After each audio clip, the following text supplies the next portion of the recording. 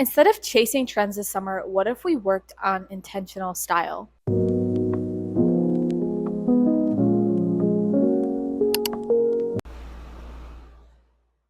Yeah. Hi, my name is Lainey Jean. Welcome to the channel if you are new here, and if you're not new here, thank you so much for coming back. Today we're going to be talking about trends that I'm passing on this summer and what swaps I would make instead, so let's get into it. Number one, butter yellow, or any pastel for that matter. This comes back into trend every single season, and it's always rebranded as something new. It's a different pastel color every year. Sometimes it's the petal pink or the sage green. This year it's a butter yellow. It's gorgeous. Just because you like to look at it does not mean you need to get like every article of clothing in that color. By next summer, people are going to be over it and not want to wear it anymore. And then you're going to have all these butter yellow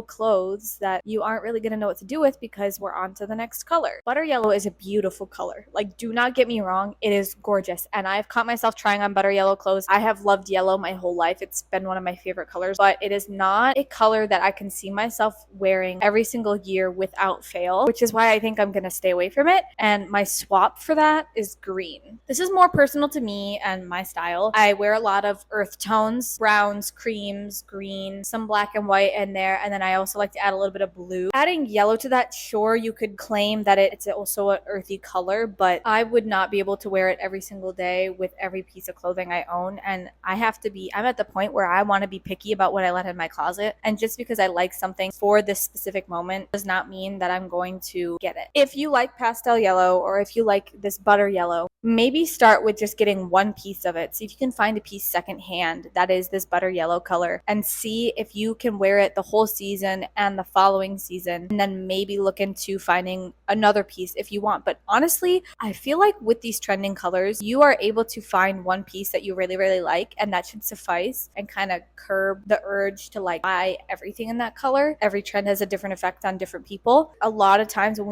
we have these trends, especially trending colors in fashion, people's automatic response to it is to just go and buy everything in that color without putting time or thought into the purchases that they're making. Number two is crochet everything. Now, I love crochet pieces. I wear crochet pieces that my best friend makes for me. She has a crochet business. I love supporting her. I love commissioning work from her and getting pieces that are made by her. But I have come to learn that they are very warm, especially for the summer, wearing things crochet. I wear my crochet pieces from her more in the winter and the fall than I do in the spring and the summer, because it's just, yarn is so warm. Even when it's like loosely crocheted pieces or like bigger crocheted pieces, they hold in heat. I think a lot of times people will buy the machine crocheted things, not even machine crochet, because crochet cannot be made by a machine, but like the knit made to look like crochet, or crochet pieces that are made by people but they are not paid fairly for their work. A lot of people will go to fast fashion to get those. They're not made properly or up to par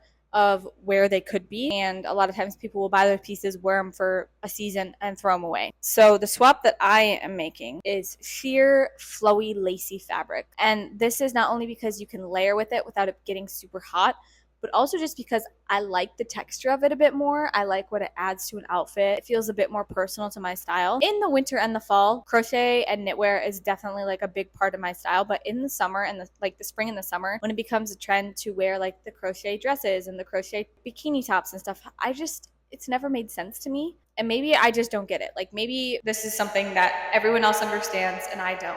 And that's fine. But I would much rather wear sheer clothing or like lacy clothing or flowy clothing that will let air through, or crocheted piece that's going to make me super duper warm. It's like my least favorite thing in the summer is to like be wearing something that's making me hot on top of the weather outside making me hot. Speaking of hot, number three is hot pants, which I actually had to look up what the heck hot pants were. Apparently hot pants, I don't remember which year they come from. I want to say like 60s, 70s, maybe 90s. I'm not sure. But they're basically like a vintage version of micro shorts. So the main reason I will not be wearing these is because it's impractical for my lifestyle. I think they're adorable. I love watching videos of people trying them on TikTok, like their parents' old vintage hot pants. Like, that's so cool. It is not practical for my lifestyle. I'm a nanny. I am not going to be wearing that around the kids that I watch. If I'm going to auditions for booking performing jobs, I'm in dance attire. I'm not wearing that. If I'm going out to dinner with people, I'm not going to be wearing hot pants. I also just don't like having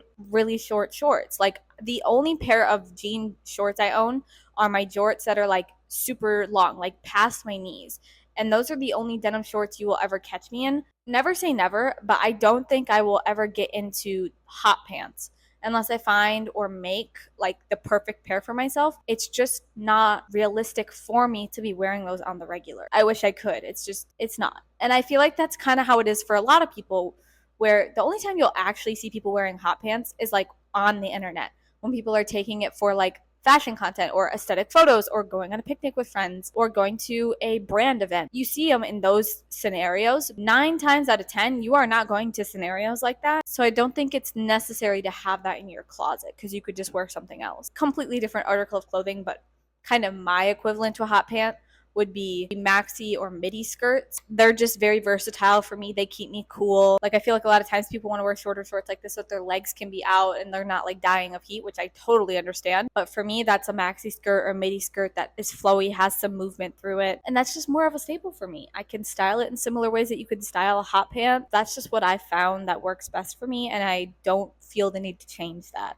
Number 4, we have Mermaid Core or tropical prints. Now, this is going to sound kind of funny coming out of me because I'm literally wearing like a tropical print. The flower print that was popular, I want to say a couple years ago, like last summer or 2 summers ago, I forget what the flower is called. I actually got this dress at a garage sale when I was in elementary school, and my mom got it for me. And when we got it, it was like a piece that we got because we thought it was cute, but I was not going to fit into it. It was like way too big. So we kept it as something I would grow into. And last year I found it hanging in the back of my closet, and I was like, I don't know if I've ever worn this. So I finally tried it on. And here we are, like probably 10 years later, and I'm finally wearing it. Not to say that I'm not following a trend, but this dress is something that I have liked since I was a literal 3rd grader. To still love it to this day, I think is very different than the Mermaid Core and the tropical prints that I'm talking about right now, which is very much like, I don't know if camp is the right word, but it's almost like you're dressing for a theme of a party. You know, lots of netting and pearls and beads and very shiny things like the clamshell purses and necklaces and specific accessories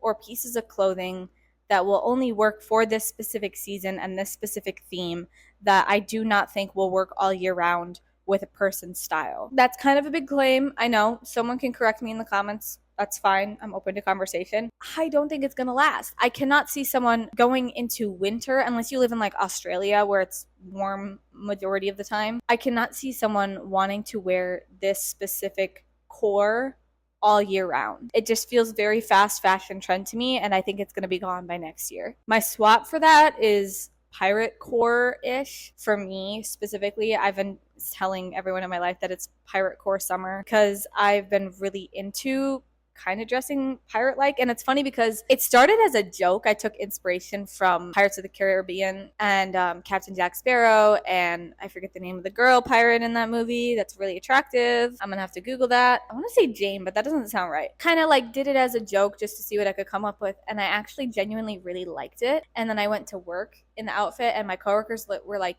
I thought you were a pirate. And I was like, wait, so like it's coming through as pirate. Like, I don't know. People just started, they were like, you look like a pirate. And I was like, thanks. That's what I was going for, actually. And it's kind of just stuck for me. I really like it. It just makes sense. I have a very playful style. It also just works really well with a lot of pieces I have in my closet. So that's what works for me. And I'm not really one to stick to a specific aesthetic. It has been a consistent theme this summer for me. I like that it kind of just blossomed on its own and it has become kind of a theme for me, but it's not like I'm not attached to it because I bought all of these pieces specifically for that aesthetic, so that my summer is specifically only themed pirate core. It's just like that just happened to kind of form naturally. Number 5 is the Little Bean or LL Bean, whatever you want to call it, tote bags. First of all, how many tote bags do you need? Like, let's take a second. How many tote bags do you have right now? Let me think of how many I have. I have 2. I have one from AG1 from a run club I went to with Kate Glavin. And I have one that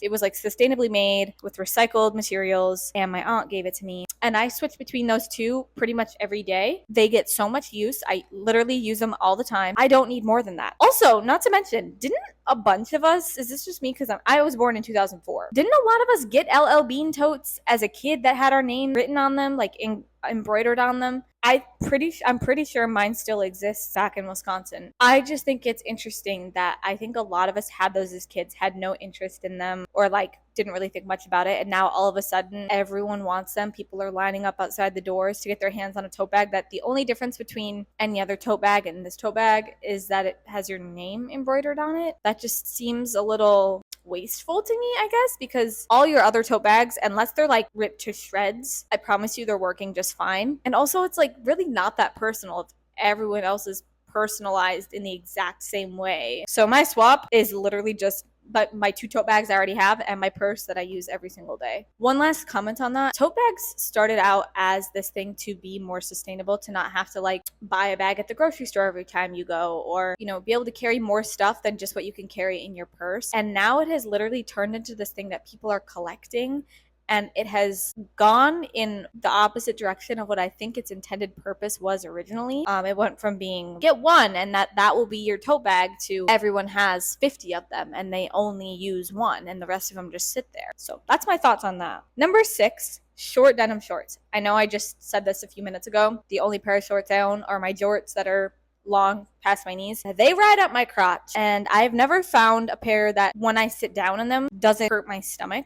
Doesn't matter how many sizes I go up, they are up my crotch, up the booty. There's a huge waist gap, but the front is tight. Like the back is loose when I sit down.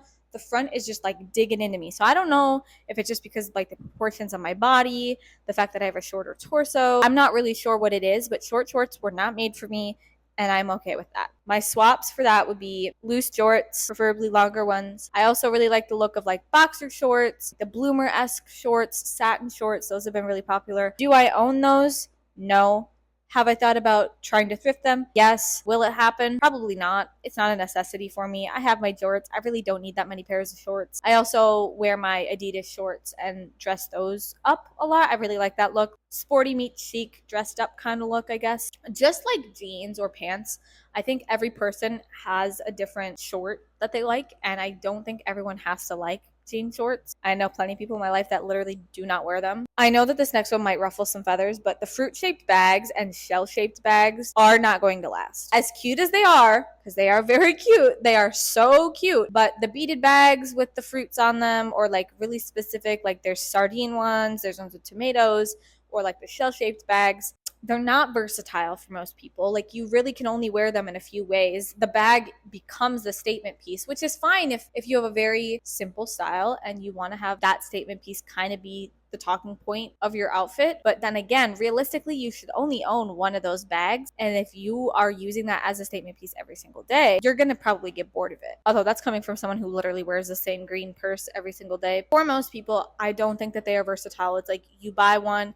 you wear it, the novelty wears off, so you get another one. You wear that one for a while, it wears off, you get another one, and then you're stuck with so many of these bags. And new ones come into trend every single spring and summer. Really, we just have a bag problem. They're just making too many cute and tempting bags. Just like with the tote bags, my swap is my purse that I wear every single day. I'm fine with one bag. I don't need more than one bag. Maybe I've been trying to find like an old black leather bag that I can add some like buttons sewn onto it and some ribbon and stuff. But like realistically, I don't have to have another bag. And number 8, our final trend I will not be wearing this summer is jelly sandals. First of all, I don't like my toes being out. That's a me problem. I don't know where that stems from. I just don't like my toes being out. Second of all, jelly sandals are literally just hot, sticky plastic that you're wearing on your feet. You cannot convince me that those are comfortable. I literally probably would be in pain after 5 minutes of walking in them. I like the nostalgia of them. Jelly sandals were a thing when I was a kid. I remember literally having pairs of them that I would use for dress up. I'm pretty sure I had like a little pink sparkly pair when I was younger. Very similar to the style that is popular right now. But you cannot convince me that those are comfortable to wear and that you will be wearing them for more than a year. After this season, I think people are going to realize that they are not comfortable and they're going to get rid of them. If you want a funky shoe, if you want a weird shoe, like there are so many other cool shoes, especially sandals out there. I would totally wear them, but it's just not something I want to do, especially not in New York. But even when I'm in Wisconsin, I literally just do not own a pair of open-toed shoes, and I'm okay with that. So my swap, clogs, sneakers, my ballet flats. All right, that's all we have for today's video. Let me know in the comments what's one trendy item you thought that you really wanted but you skipped out on and you're glad you did. I'd say for me, it's butter yellow, because as much as I love the color yellow and as beautiful as it is, it will not last forever in my closet. Thank you so much for being here today. I really hope you enjoyed this video. Be sure to give it a like if you liked it. Subscribe if you want to see more of me. Turn on post notifications. Oh my gosh, I almost forgot to say thank you guys so much for 550 subscribers. That's insane. I feel like we've been growing so fast this year, and I love every single one of you that are here. So thank you so much for that. If you want to share it with anyone else in your life that you think would benefit from seeing these videos talking about sustainability in fashion and having a slower movement in fashion, feel free to share it with people. And I love talking to you guys in the comments. So please feel free to comment anything you have to say, whether it's you agree with me, you disagree with me. I'm open to any and all conversation. So with all that being said, thank you so much for watching, and I will see you in the next one. Love you. Bye.